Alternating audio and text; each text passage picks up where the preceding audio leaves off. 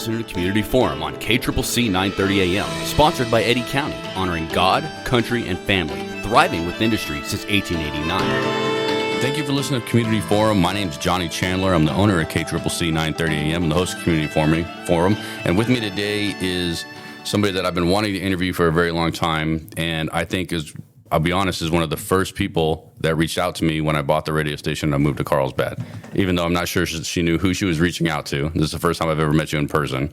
But this is the Ann Halford $2 bill lady interview. How are you doing? I'm doing great.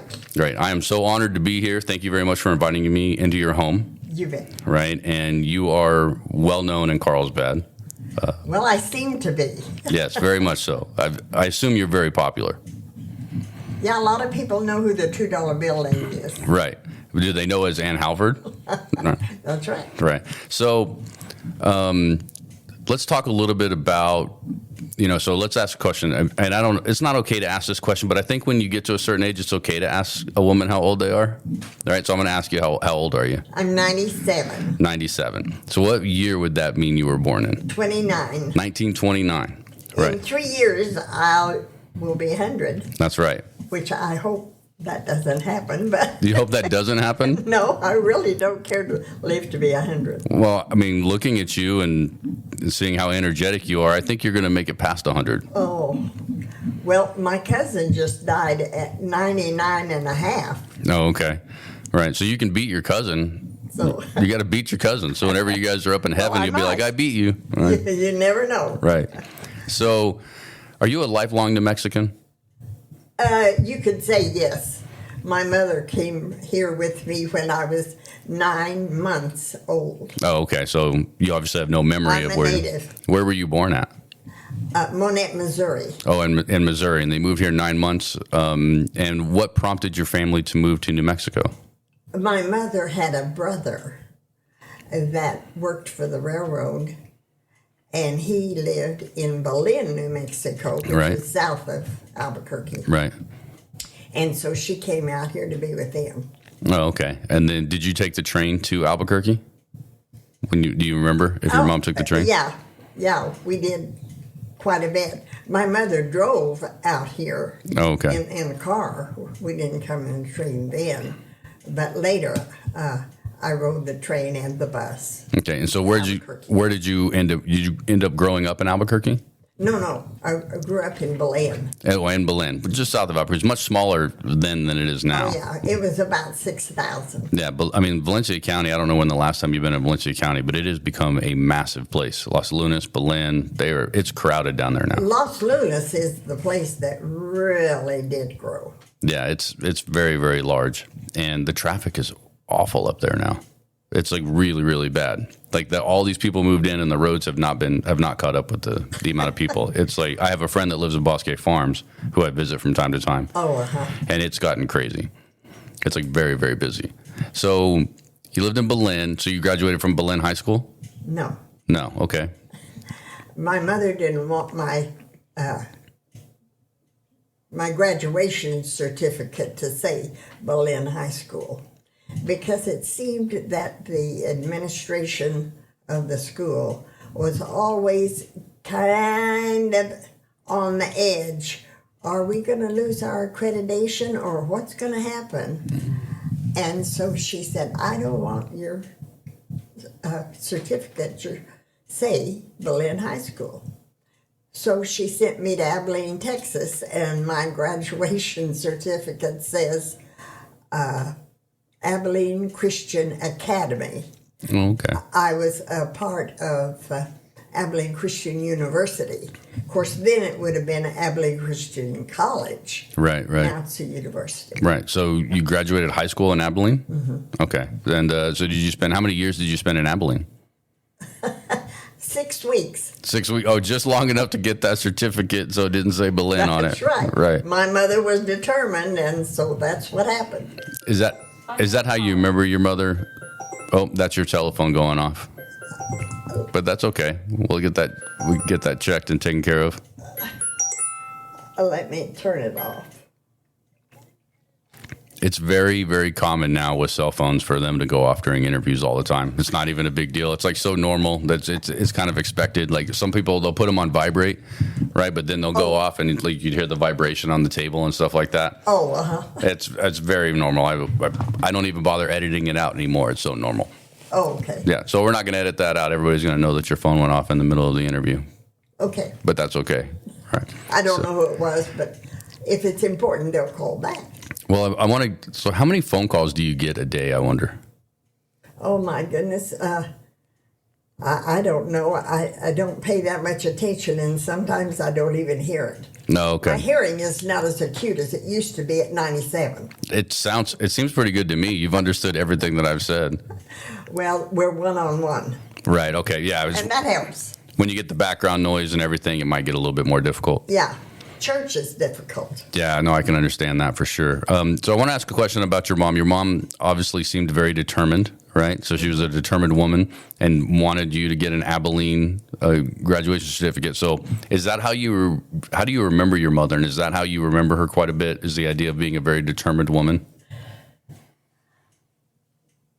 I had kind of a difficult childhood because my mother had TB. No, tuberculosis. And back then, they thought TB was very contagious. So she tried to keep me at arm's length. She didn't want to breathe on me. Mm.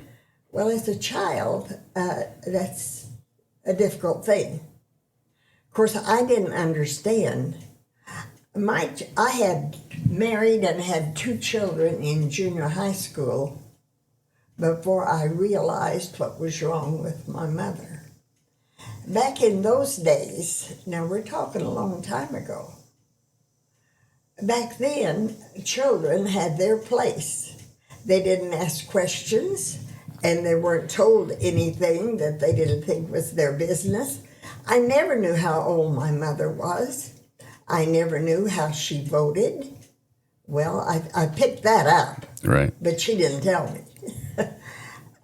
All of that stuff was very private for adults, not children.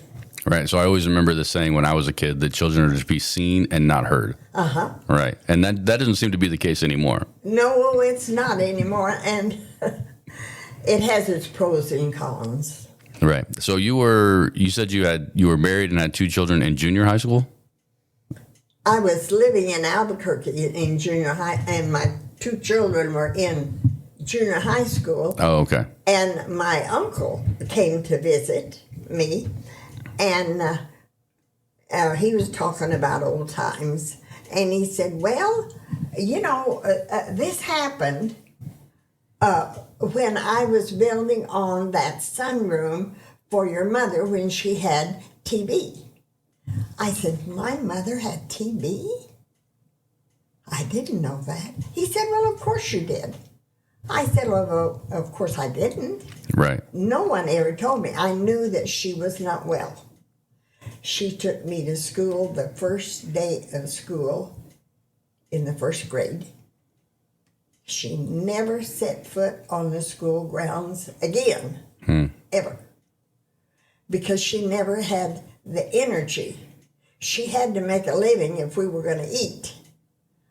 And so by the time she put in her time at the store, and fortunately she had a position where she could sit down, and she operated a posting machine. She posted the day's receipts at the Becker Dallas Company, which that was the big store in Belen back then. Do you remember shopping at that store? Oh, absolutely. Did you have a favorite part of the store? Like, what memory do you have of the store that's been... Well, they just had everything there. And they had a crow's nest up there. And the different departments would send their money up into this crow's nest. And the lady that worked up there made change and did whatever. So, sticking on talking about your mom, let's talk about your dad. Right? Did you know your dad? Nothing about my dad. Nothing about your dad at all. So you've never met him in your life, as far as you know.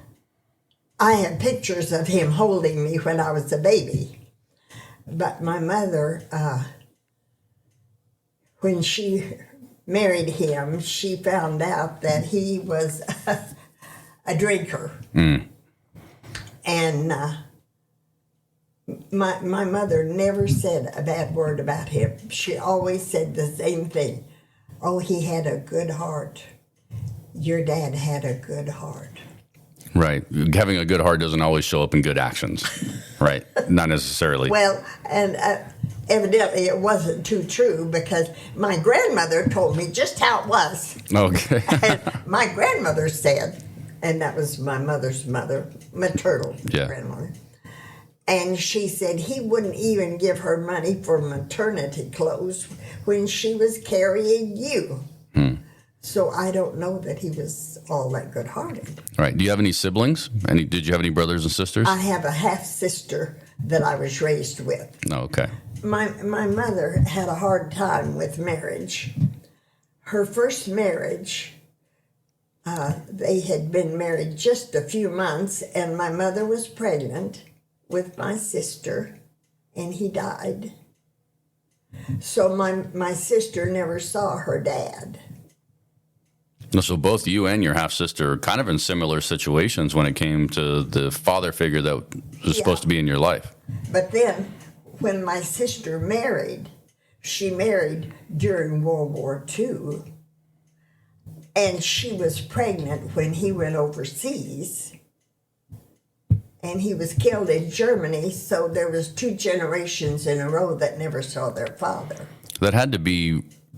so I'm just assuming that I'm very fortunate. I have a very loving mother and father who've been married 47 years and always stayed together, and were always there for us. And that's a privilege that not a lot of people get, right? That's true. Very true. You're blessed. I agree. I'm very, very much so.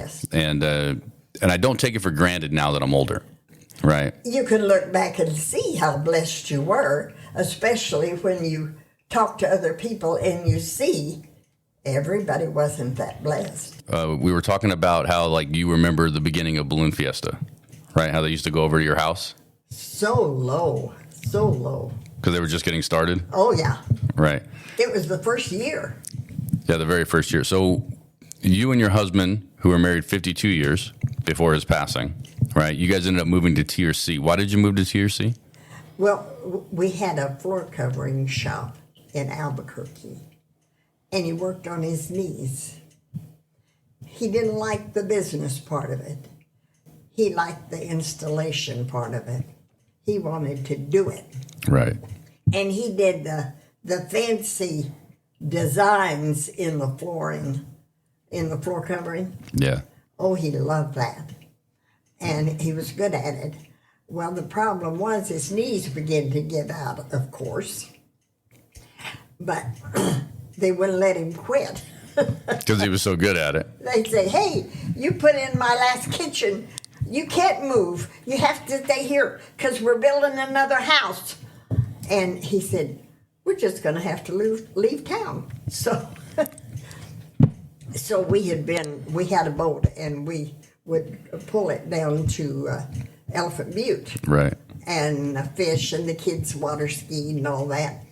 And so that just seemed like a logical place. So that's what we did. We moved down there. And we were there 20 years, and he got sick and died. And I was there 22 years. We had bought a big, old home there. And big is not good, and old is not good. Right. So when you combine them, it took 2 years to sell that house. Right.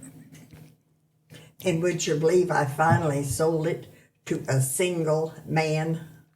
So now there's a single man living in a big old house. Yes. Right.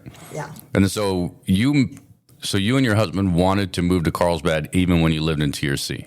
Oh yeah, we had made arrangements. When you mentioned Tigert. Yeah, Coach Tigert. I live in one of Coach Tigert's old houses currently that we bought his old house. Kay Tigert worked for Lakeview, and she's the one that we worked with to buy this place here. Right. So you said you're the sixth generation of your family to live at Lakeview. Sixth person, not sixth generation. Person. Okay, sixth person. person. All right. Yeah, six generations means a long time ago. My grandmother and my uncle and my mother-in-law, my sister and my cousin and me. Okay. So you moved here, in 2001 or 2002? 2003. 2003. It took me 2 years to sell that. No, that's house. Right. So I remember you said your husband passed in 2001, and then 2 years to sell the house, and then you moved here. So you helped realize you and your husband's dream, even though your husband had passed away. Yeah. Right. And then you moved into Lakeview as soon as you moved to Carlsbad? Right here. In the same house? In this same apartment. I love it. So you've been here 25 years then, right? And I have elephants out there in that little room. Yeah, that's like a sunroom back there, kind of? Yeah. Right. Well, I had it full of plants when I moved here, but I don't have, at 97, I don't have the oomph for all that anymore. Right. So you moved here in 2003, and what year did you decide to start sending $2 bills and nice messages? And I think you decided to send them to people that were doing great things in the community? Uh-huh. Okay, so when did you decide to do that? What was your inspiration for that? I was doing that before I moved here. Oh, okay. So there's the $2 bill lady is also famous in TRC? Yeah, I had read an article in the Reader's Digest. I was telling you about that this man said he was retired and bored, and he remembered how good he felt when he got a pat on the back. Right. When he was working for doing a good job for this, that, or the other. And so that's what he started doing. And I thought, that's a neat thing to do. So I cut out that article from the Reader's Digest, and I had it laminated into a plaque, and I had it hanging over my desk in Albuquerque. And I started back there. And then I'm not exactly sure how I got into the $2, because I started first just writing letters to businesses that had given extra TLC or whatever for when I was in there. Right. And so that somehow that evolved into the $2 bill. And then there was the current Argus. When I moved here, they had the parade insert on the weekend paper. Right. You're familiar with the parade. Yes, I am. And one of those had a long article in it from a man from Salt Lake City. And he gave $2 bills to people. And I was already doing it, but that caught my attention. And he just had a bunch of them in his pocket. And he'd just hand them out as he was in town shopping or whatever. But I wanted to do it the other way. And so I would put it in an envelope with their name on it. And, just like this lady that was on the phone just now. Right. I started about maybe 10 months or a year ago. I started singing to people that have lovely voices. And, everyone doesn't have a lovely speaking voice on the phone. Right, that's true. And so one day I called somewhere, and her voice just struck me. I thought, she has a beautiful voice on the phone.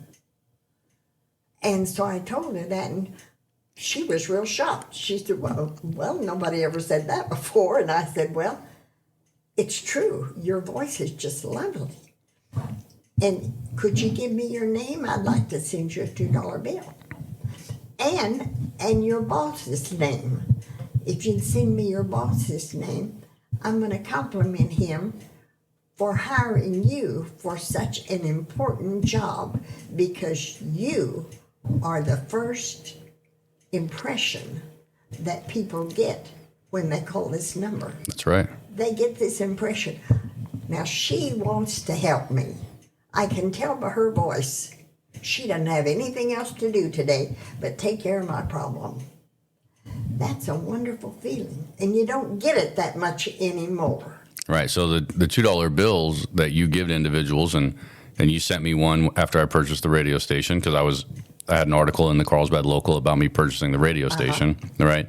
That's the same kind of feeling that you wanted to give others, the same feeling that woman gave you. Yes. Right. Like do you want to congratulate people in the community? Do you know?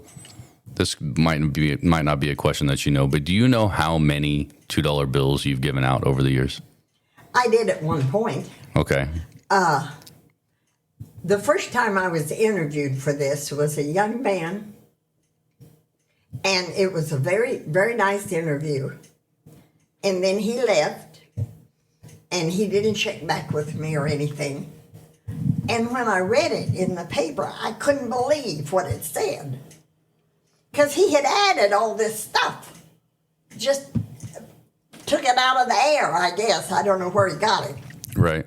One of the things he said, and she has no idea how many $2 bills she sent out. Well, you have some idea. Well, at that point, I could have told him exactly. Right. Because I didn't keep track of the money. I kept track of the sleeves. Right. The plastic sleeves. Right, so you knew how many you gave out as a result of that. And Dina Neveretti helped me with that. And she got on the computer and she found out a place to get them a lot cheaper than I was getting them. And so for a long time, she would order me several hundred at a time. And I kept track of it for a while, but I don't keep track of it anymore. No. So do you remember when the last number when you were keeping track? What was the number before you stopped keeping track? Well, I don't know. I don't know that I kept track, as you say. Like she would always, after the first 100, and we could see that was the right size and everything. She just ordered 100 the first time. And then after that, it was 300, 300, 300, 300. And I just kept the packing slips. Do you want to speculate? Do you want to guess as to how many? I mean, so if you're talking about hundreds and hundreds and 300 and 300, do you think you've given out over 1,000 $2 bills since you started this? Oh, yeah. Oh, yeah. Easily. Yeah. Right. That's incredible, right? Well, you know, when you do it, though, 2 at a time, you don't notice it. Right. You don't notice that you spent $3,000 in $2 bills when you do it 2 at a time. When I go to Carlsbad National, and I'm going to give a little pat on the back to Carlsbad National. That is the best bank. They always have $3 bills, have $2 bills for me, not $3, $2 bills for me. Yeah, I also bank at C&B Bank. Right, I have all my stuff with C&B as well. Oh, yeah, I really like. I've got a lot of. Well, there's one in here from C&B. You have a lot of thank you cards from C&B. A lot of thank you cards because they're always doing something for the community. Right. C&B really supports Carlsbad. Yeah, I agree, and they're only in Carlsbad. Yeah, they're not anywhere else. That's right. Right. So I do think I would agree with you on that, 100%. So. You've lived in this same apartment for 25 years, and you love living here. Oh, yeah. Right. And I'm on the circle. I love the circle. Yeah, I did notice. It took me a minute to get into the circle to find your house when I came over, because the first time I was coming over here. I've never actually driven into this neighborhood before. I feel very safe on the circle, because if someone is up to mischief, they don't want to circle. They want to be able to get out this way and that way and this way. They don't want it in the circle. Right. They need an easy escape route when they're up to no good. That's right. Right. And I feel very safe. And that's what I hear everyone in the circle say, the same thing. I really feel safe in the circle. So we're sitting here. Before we were recording, we were talking. I was complimenting you on your dining room table cushions, because we're sitting at your dining room table recording this.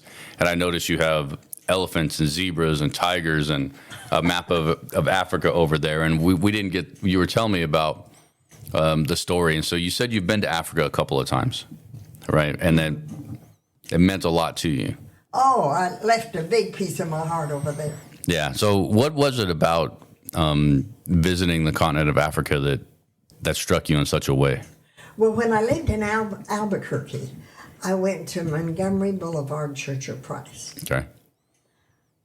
That was the third Church of Christ building that I went to. I went to the first one that was ever there in Albuquerque was at 5th and Marble, and it had absolutely no off-street parking. Of course, few people had a car, and nobody had 2 cars or 3 cars in one family. So, wasn't too bad. But they saved their money and they bought up at North San Pedro. They built a building up there. And then from there, they went out to Montgomery Boulevard. And that was just right out in the middle of the desert. There was nothing. At the time. Nothing around there at all. And I thought, nobody's going to drive over there in that desert to go to church.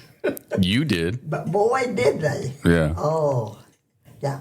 Anyway, the elders there heard about this piece of property that adjoined the king's farm. And they ended up buying that property. And so I got in on the ground floor with the missionaries that went over there. And it's been a wonderful time. We've already been over 60 years. Of course, I'm 97, so I've had time to give it 60 years. Wow. So it was great. How many times did you visit Africa? Just twice. Just the twice, but it left that much of an impression on you. Oh boy, did it. It really did. Right. And so you went over there on missions to assist and to help with the population. Tell us the story you were telling me about. So you're also a sign language expert, right? You do sign language? No, I'm not an expert. No. Oh, I thought you told me you were an expert. Well, no. No, I interpret for the deaf. Oh, okay. That's not the same as being an expert. Oh, okay. Not the same. And so that was an important thing for you, right? So tell us the story about your trip to Kenya and helping the... I've never been to Kenya. Oh, you haven't? So where did you go? Kenya is where my deaf friend went. Oh, okay. And she made all the sheets for those bunk beds. Because they have beds that are different than ours. And that's where the school for deaf children is. You can't enter that orphanage school unless you're deaf. A deaf child. But the property that Montgomery Boulevard built or bought was in Swaziland. And that's a tiny, tiny country. If you look at a map of Africa, it's just about the size of a pencil eraser. Oh, okay. Very small. Tiny, tiny, and it's almost completely surrounded by South Africa. Oh, okay. I've got the map over there.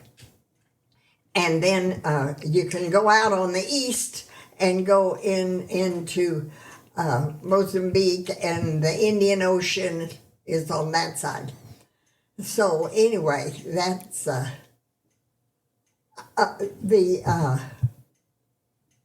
Bill and I had decided we would be cremated. And so we had a memorial service in Tier C, but then we had lived in Albuquerque for so many years that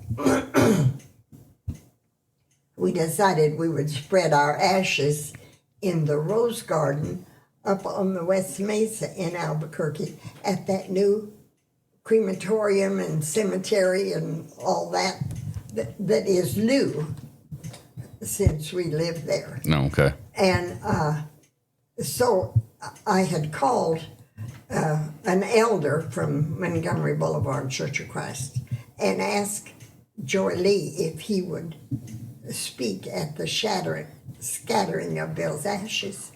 And he said, I would be honored to do that. So as he was walking me back to the car, he said, Ann, why don't you go to Africa with Lorene and I? We're going in June. I said, oh, I couldn't go way over there. I said, sure you could. He said, we go every year because they were in charge of the school. Right. So they had to keep track of all that money and all that stuff that was going on over there. So when I got back to the car, I told the kids, I said, well, I've been invited to go to Africa. And they said, well, why don't you go? Well, maybe I will. So that was the beginning. And it's been wonderful. I'm glad that it struck you so much. You know what I mean? Yeah. Did you do a lot of foreign travel before you went to Africa? No, not really, but Bill didn't like to travel. And I've done a lot of traveling since he died. What are some of the other places you've been? Well, my sister and I did a lot of cruising. Okay. We went through the Panama Canal and well, we didn't cruise there, but I've been to Jerusalem twice and to Europe 3 times and to Indonesia and Alaska and there's a lot of places. Yeah, I never did get to. I wanted to go to Australia, and I never managed that. Well, there's still time. Oh, not at 97, no. There isn't. So we're just about out of time on the interview, but I did want to ask you a very specific question. So you have touched many, many people in your lives, right? You come from a very caring place, right? The $2 bills is just a way for you to share that even more than you typically do. And this is the first time I've met you in person, and I already feel a lot of love coming from you, so thank you very much for that. But what do you hope that you have given or that you have left on the impression of the people that you've touched? I think just giving, just, we live in a me generation, and that's not good. It's not about me. It's about what can I do to help to ease other people's lives. That lady that's mopping the floor in the restroom at the Walmart or wherever, she's got a hard job. Right. And in Europe, they had little dishes there, and they had someone that stayed in the restroom all the time, cleaning and taking care of things. And you could put money in there. Well, we don't have that. But we can give them a pat on the back and say, you're doing a really good job. Look over there where you've already cleaned. How nice it looks. And then look over here. I'm sorry that we're such a messy people, but we seem to be, and thank you. Thank you. That didn't cost me anything to do that. And now that I can give them a $2 bill, that's what I do. Yeah, $2 bills are special, aren't they? They really are. And I sent one to a boy in Ulysses, Kansas. I send a lot of them out of state. Well, maybe not a lot, but quite a few out of state. And there was a little tiny... Is that my door? I think that's your door. Oh, dear. Well, let's wrap up the interview real quick. Okay. So, we're pretty much done, and you're a very popular person with your phone ringing, your doorbell ringing. So, Ann Halford, you're an inspiration to the community and so many, and thank you very much for allowing me to interview you. Well, thank you for wanting to interview. I appreciate it. It's been interesting. All right. Thank you. You're listening to Community Forum on KCCC 930 AM, sponsored by Eddy County, honoring God, country, and family, thriving with industry since 1889.